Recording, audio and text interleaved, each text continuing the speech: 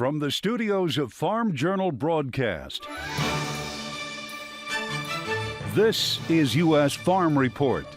We're on the road with a taste of Canada this weekend. That's as U.S. Farm Report is on the road from Grain Farmers of Ontario March Classic here in London. And here's what's in store over the next 60 minutes.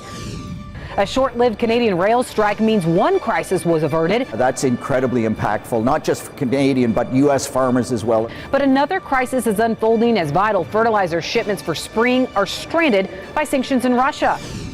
Just days away from USDA's prospective plantings report, and the acreage debate is really heating up.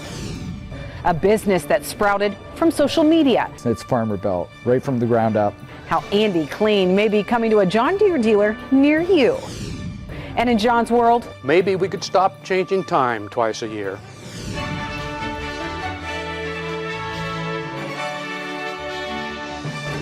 Now for the news, a rail strike in Canada was short-lived, and that's one bit of good news for fertilizer availability here in Canada, as Russian sanctions are placing a halt on inputs just ahead of the spring planting season. A contract dispute between Canadian Pacific Railway and its union, the Canadian Teamsters, led to a workers' strike over the weekend. But by Tuesday, Canadian Pacific announced it had reached a deal and entered into a binding arbitration with the workers' union. The Fertilizer Institute says the United States imports 86% of its potash from Canada, the majority of it by rail. And U.S. fertilizer prices last week were nearly 10% higher than just the week before. That's according to the Green Markets North America Fertilizer Price Index, rising to the highest price point ever recorded, more than $1,200 a short ton. Right now, prices are estimated to be 40% higher than just a month ago. And in Ukraine, there are reports planted acres in the country could fall by half this spring. Reuters saying the country's ag minister, who resigned this week, announced farmers may only be able to plant about 7 million hectares this year versus 15 million last year before the Russian invasion. And here at home, farm groups are urging USDA to allow farmers to put land back into production that had been set aside for Conservation Reserve Program in order to help fill the void when it comes to Ukraine. 7 ag groups sending a letter to Secretary Tom Vilsack asking the agency to provide flexibility to farmers to plant on more than 4 million acres of farmland currently enrolled in the Conservation Reserve Program without penalty.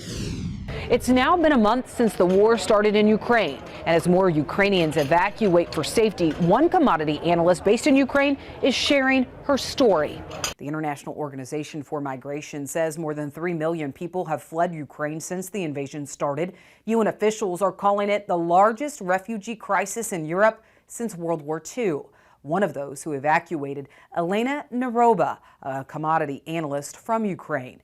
In an exclusive interview with Ag Market Consulting, as she talks about the frantic effort she made to evacuate the country with her son. I woke up when I heard a huge explosion, and I just woke up my son, take a key from my car, and that's all. Set of documents, and that's all. We left the country immediately.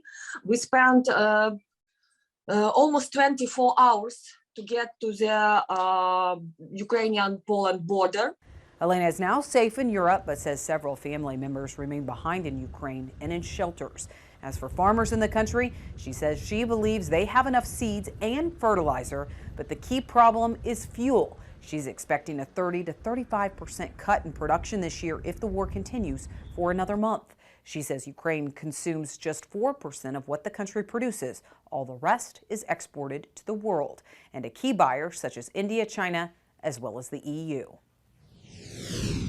Well, adding to the worries for some farmers in the U.S. right now, more cases of a deadly bird flu, with USDA confirming highly pathogenic avian influenza in a flock of 570,000 commercial broiler chickens in Butler County, Nebraska. It marks the first commercial flock confirmed in the state with the illness. Now, it brings the number of states with commercial flocks infected to 8 and total cases to 51. In less than 3 weeks, more than 10 million egg-laying hens have died in outbreaks of the virus across the country.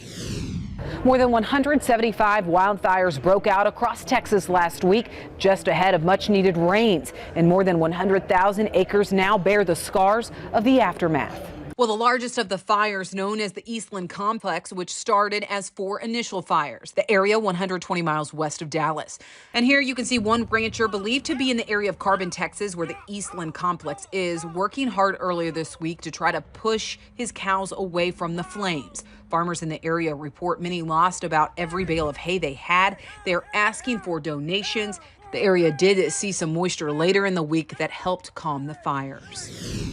And farther west, drought is spelling bad news for farmers who rely on irrigation. California state water officials have announced what areas will even get water from state reservoirs this year. Well, state officials say they're only able to grant 5% of requested water supplies to contractors of the State Water Project. It provides water for 27 million people and some farmland. That's in addition to water for critical needs like bathing and drinking. The low allocation means people will be urged to conserve water by using less outside on landscaping. The announcement comes as the state braces for another dry year, not getting enough moisture during the winter. All right, that's it for the news. Some much needed moisture falling across areas of the south and western portions of the U.S. this week, but is more rain on the way. We'll have a check of your weather forecast